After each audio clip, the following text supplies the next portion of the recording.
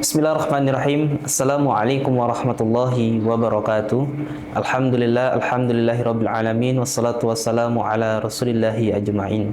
Yang terhormat Gurunda Dr. Helnanis MPD selaku dosen pengampu mata kuliah perkembangan kurikulum. Di sini saya Ginta Iksan Yeltio daripada kelas PAI 4B dengan NIM 23 12 10070 mendapatkan sebuah amanah untuk menjelaskan, untuk mempresentasikan terkait materi yang berjudul pengembangan komponen isi materi bahan ajar dalam kurikulum. Baiklah, selanjutnya apa itu pengertian bahan ajar dalam kurikulum? Bahan ajar adalah segala jenis materi yang disusun secara terstruktur untuk membantu peserta didik menguasai kompetensi tertentu dalam pembelajaran. Menurut Depdiknas, bahan ajar berfungsi sebagai alat bantu bagi guru dalam proses belajar mengajar serta perencanaan dan evaluasi pembelajaran. Kurikulum sebagai bagian dari bahan ajar mencakup seluruh mata pelajaran yang harus dipelajari oleh siswa.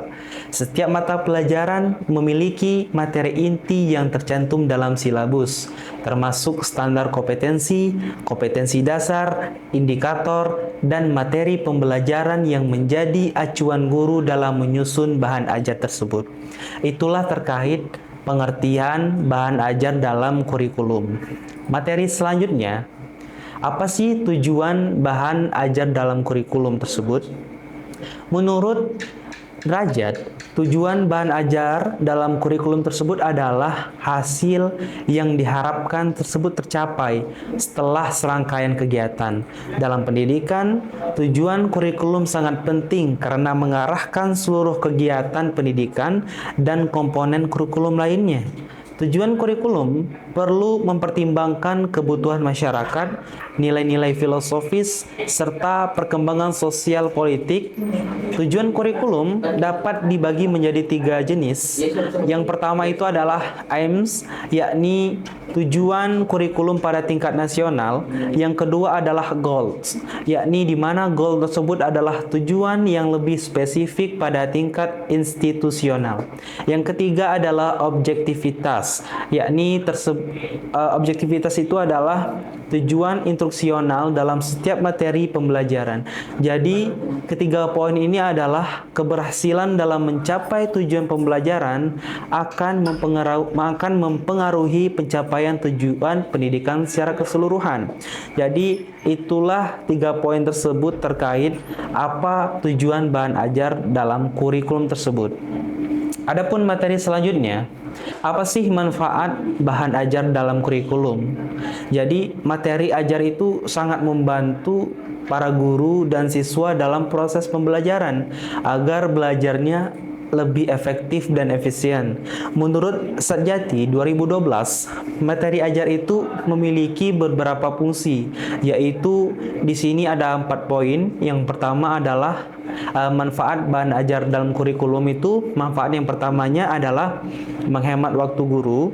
Siswa dapat mempelajari materi terlebih dahulu sehingga guru hanya fokus pada bagian yang belum dipahami.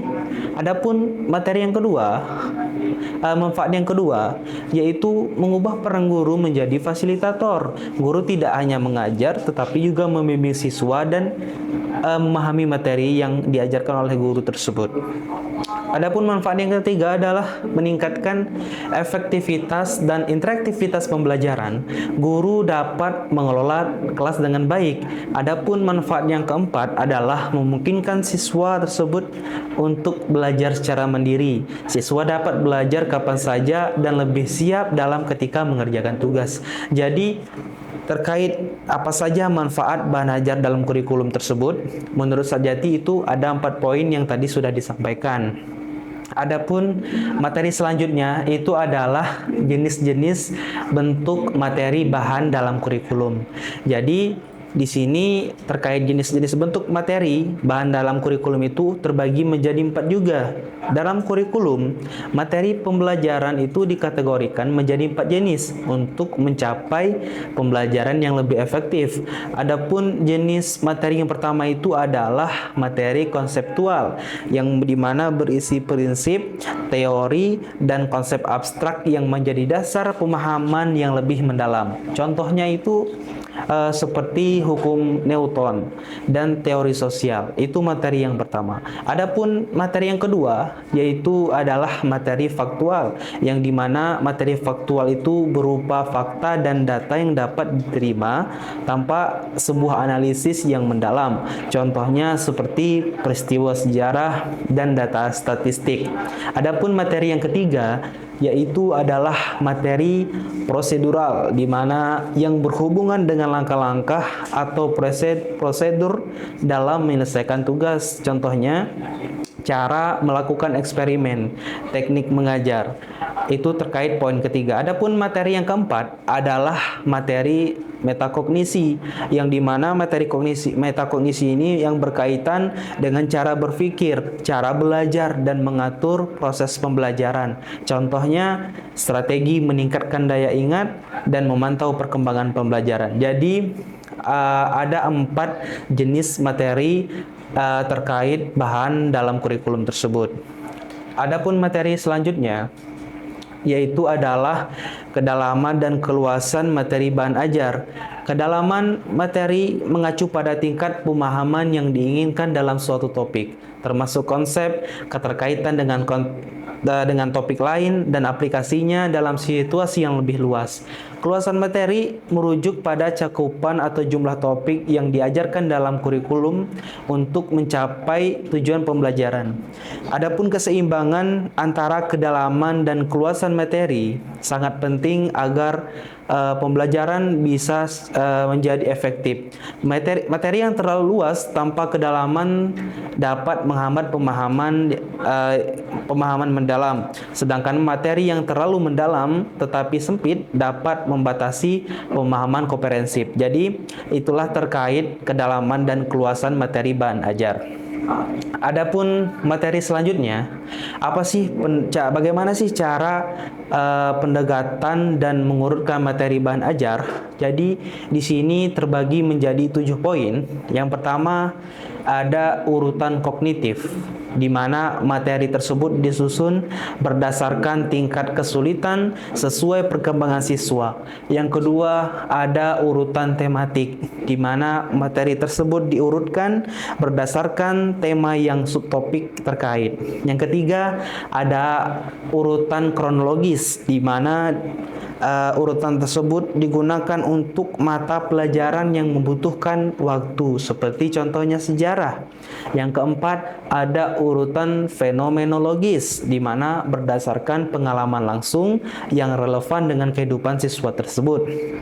Ada yang kelima, itu ada urutan masalah berdasarkan masalah yang nyata yang perlu diselesaikan.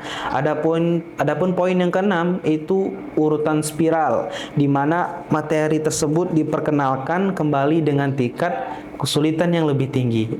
Adapun poin ketujuh, poin yang terakhir itu adalah urutan kontekstual, di mana kita itu menghubungkan materi dengan situasi kehidupan nyata siswa.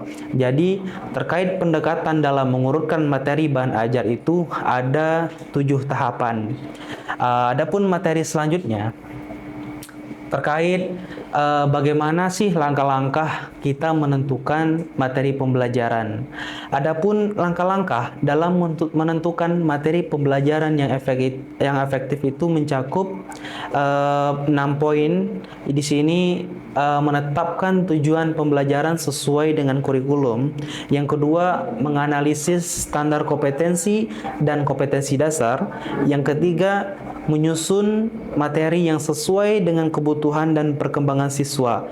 Yang keempat, mengurutkan materi dengan memperhatikan kedalaman, keluasan, dan pendekatan spiral. Yang kelima, memilih sumber belajar yang tepat.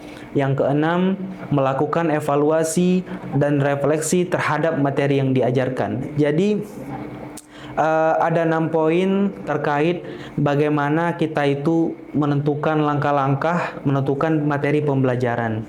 Adapun selanjutnya itu adalah kesimpulan dari apa yang disampaikan terkait materi pengembangan komponen isi materi bahan ajar dalam kurikulum. Kesimpulannya adalah pengembangan bahan ajar adalah proses penting dalam perencanaan pembelajaran. Untuk meningkatkan efektivitas belajar, bahan ajar dirancang dengan memperhatikan tujuan kurikulum, karakteristik peserta didik, dan sumber belajar yang relevan. Kedalaman materi mengacu pada tingkat pemahaman yang diharapkan, sementara keluasan materi mencakup topik yang perlu diajarkan untuk mencapai tujuan pembelajaran.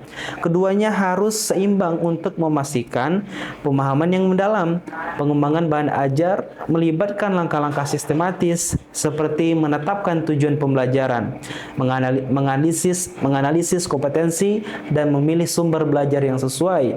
Urutan materi juga harus logis dan relevan dengan menggunakan pendekatan seperti urutan kognitif, tematik, atau fenomenologis. Dengan demikian, bahan ajar dapat menciptakan pembelajaran yang interaktif dan relevan serta mendukung perkembangan kompetensi terhadap peserta didik.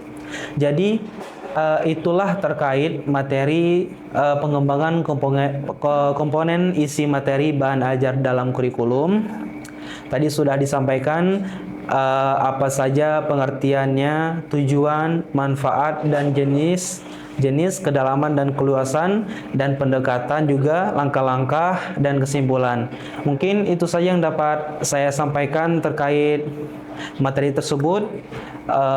Silakan kepada teman-teman yang ingin menanyakan